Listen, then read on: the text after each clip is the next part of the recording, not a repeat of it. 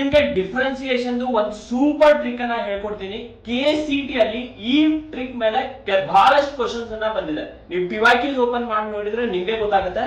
ನೋಡಿ, suppose we have the function of the form y is equals to root of f of x plus root of f of x plus root of f of x so on up till infinity. ಈ ರೀತಿ infinity ತನಕ ಹೋಗ್ಲಿಕ್ಕೆ ನಂತರ then dy by dx differentiation of this will be f dash of x divided by 2y minus 1.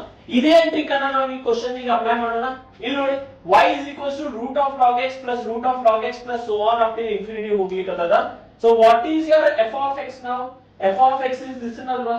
f of x is equals to we have log of x. So ಇಲ್ಲಿಂದ y dash or dy by dx will be nothing but what?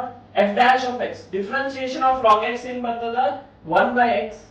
Clear? It will be nothing but what? 1 divided by x into just 2y minus 1. This is the answer. So ಇದೇ trick ಅನ್ನ ಬೇರೆ PYQs ಗೆ apply ಮಾಡಿ ನೋಡಿ, verify ಆಗ್ತಿದೆ ಏನಿಲ್ಲ ಅಂತ ಹೇಳಿ.